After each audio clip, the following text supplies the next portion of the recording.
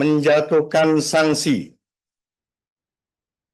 pemberhentian tetap kepada Teradu Hasyim Asyari selaku Ketua Merangkap Anggota Komisi Pemilihan Umum terhitung sejak putusan ini dibacakan. 4.3.2.2 bahwa pengadu mendalilkan teradu tidak menjaga asas profesionalitas dan melanggar prinsip proporsional dan profesional sebagaimana dalil pada angka 4.1.2. Berkenaan dengan dalil aduan pengadu bahwa teradu mengirimkan informasi yang bersifat rahasia, terungkap fakta dalam sidang pemeriksaan pada saat komunikasi intens antara teradu dan pengadu pada tanggal 6 Agustus 2023, teradu mengirimkan pesan terusan forward sesuai bukti P6.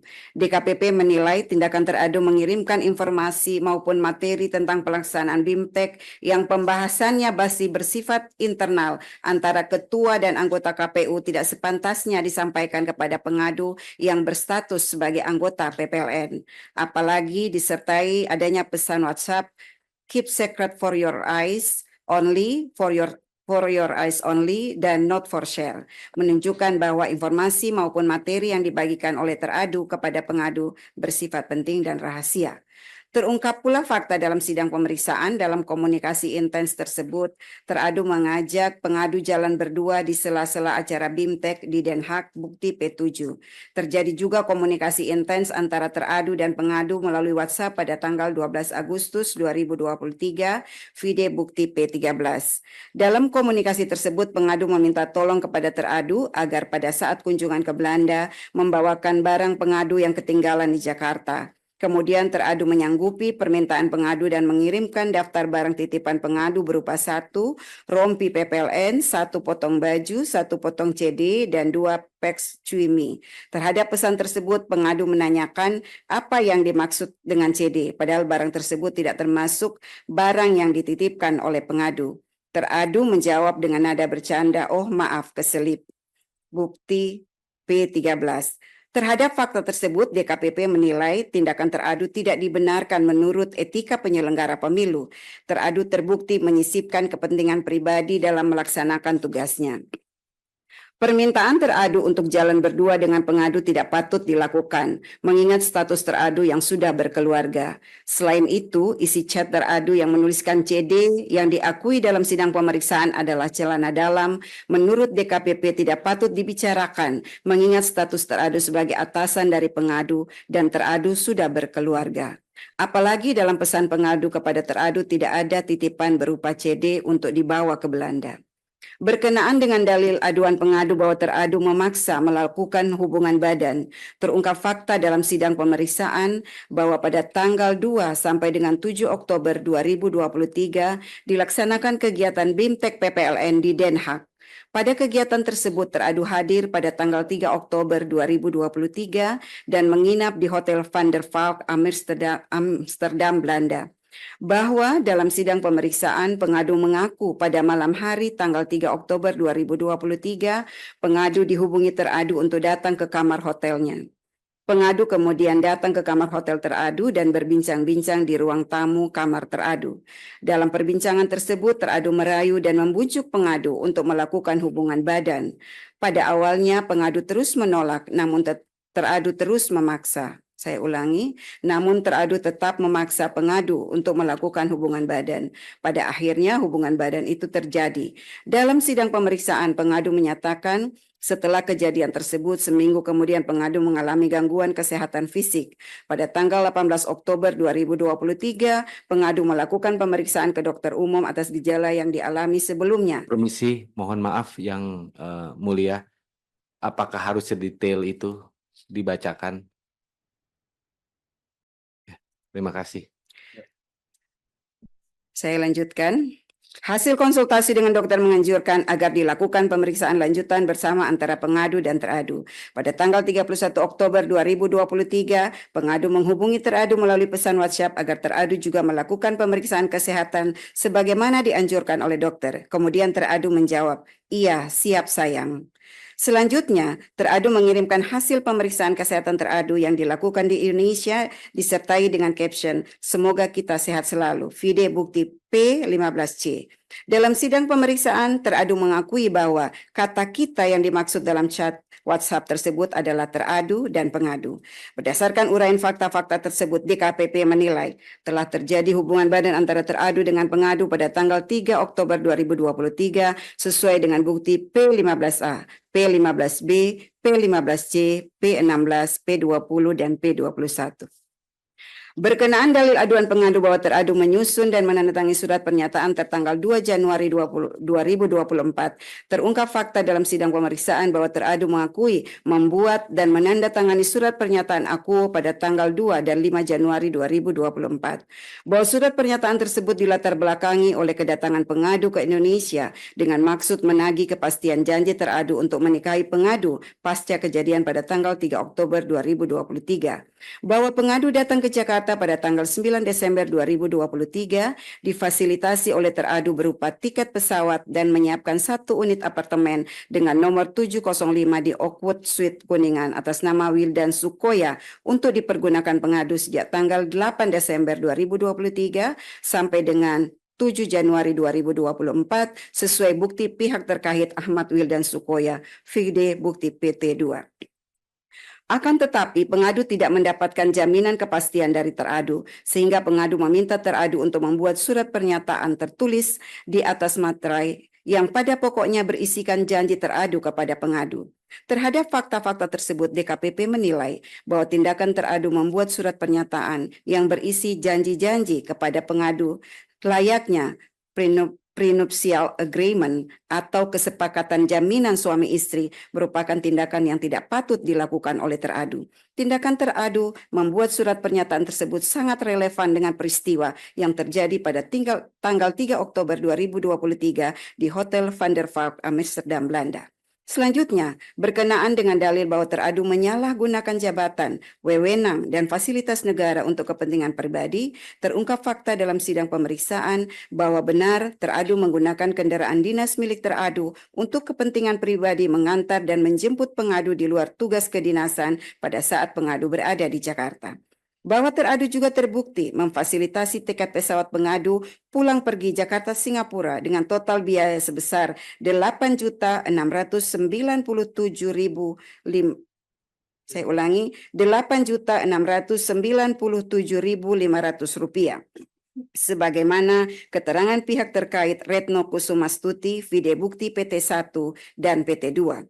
Selain itu, teradu juga memfasilitasi penginapan di apartemen Oakwood Suite Kuningan dengan total biaya sebesar Rp48.716.900, sebagaimana keterangan pihak terkait Ahmad Wildan Sukoya, vide bukti PT1, PT2, dan PT3.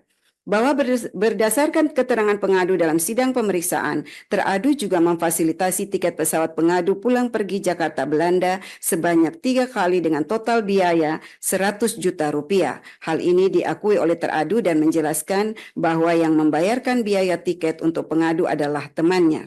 Teradu juga membelikan pengadu layar monitor Asus ZenScreen dan seterusnya dianggap dibacakan seharga Rp5.419.000, vide bukti P11.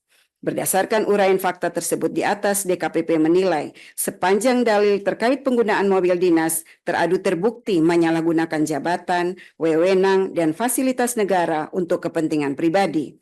Sedangkan terkait dengan uang yang digunakan teradu untuk memfasilitasi pengadu bukan bersumber dari keuangan negara. Namun demikian, fasilitasi yang diberikan teradu kepada pengadu membuktikan dan meyakinkan DKPP adanya hubungan pribadi yang bersifat khusus antara teradu dengan pengadu, mengingat fasilitasi serupa tidak diberikan teradu kepada penyelenggara pemilu yang lain. Berdasarkan seluruh uraian pertimbangan di atas, DKPP berpendapat dalil pengaduan pengadu sepanjang pada angka 4.1.2 terbukti dan jawaban teradu tidak meyakinkan DKPP. Teradu terbukti melanggar ketentuan pasal 6 ayat 1, pasal 6 ayat 2 huruf A dan C, pasal 6 ayat 3 huruf E dan F, pasal 17 ayat 1, pasal 10 huruf A, pasal 11 huruf A, pasal 12 huruf A, pasal 15 huruf A dan huruf D, pasal 16 huruf E, dan pasal 19 huruf F, Peraturan DKPP nomor 2 tahun 2017 tentang Kode Etik dan Pedoman Perilaku Penyelenggara Pemilu. 4.4. Menimbang dalil pengadu selebihnya, DKPP tidak relevan untuk mempertimbangkan. 5. Kesimpulan. Berdasarkan penilaian atas fakta persidangan sebagaimana diuraikan di atas, setelah memeriksa keterangan pengadu, jawaban dan keterangan teradu, membaca dan mempelajari kesimpulan tertulis pengadu dan teradu, membaca dan mendengar keterangan saksi ahli pengadu, memeriksa dan mendengar keterangan pihak terkait, dan memeriksa bukti-bukti dokumen yang disampaikan pengadu, teradu, dan pihak terkait, DKPP menyimpulkan bahwa 5.1. DKPP berwenang mengadili pengaduan pengadu. 5.2. Pengadu memiliki kedudukan hukum legal standing untuk mengajukan pengaduan akuo.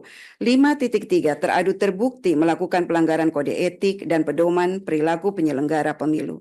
Berdasarkan pertimbangan dan kesimpulan tersebut di atas. Bismillahirrahmanirrahim. Memutuskan.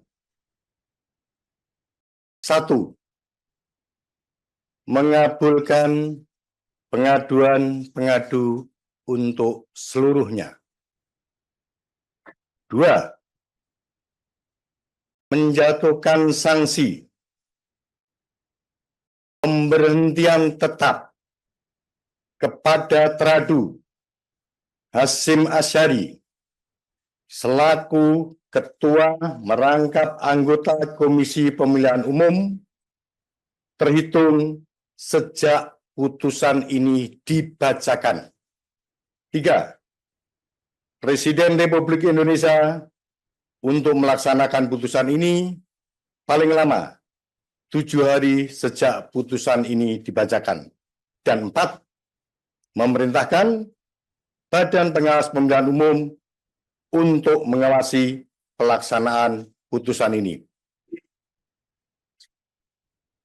Demikian diputuskan dalam rapat pleno oleh 6 anggota Dewan Kehormatan Penyelenggara Pemilu, yakni Hedi Uligito selaku Ketua Merangkap Anggota, C. Kristiadi, Ratna Dewi Pitalolo, Idewa Kade Wiarsara Kasandi, Muhammad Tio Aliansa, dan Loli Suendi masing-masing sebagai anggota. Pleno pertama pada hari Selasa, tanggal 11 bulan Juni tahun 2024, dan pleno kedua pada hari Rabu tanggal 12 bulan Juni tahun 2024 dan dibacakan dalam sidang kode etik terbuka untuk umum pada hari ini tanggal 3 Juli tahun 2024 oleh Hedi Uligito selaku Ketua Merangkap Anggota, C. Kristiadi, Ratna Dewi Pitalolo, Idewa Kade Wiarsara Kasandi, dan Muhammad Tio Aliansa masing-masing sebagai anggota. Kepada Bapak Ibu para pihak yang hadir dalam persidangan ini, baik yang hadir secara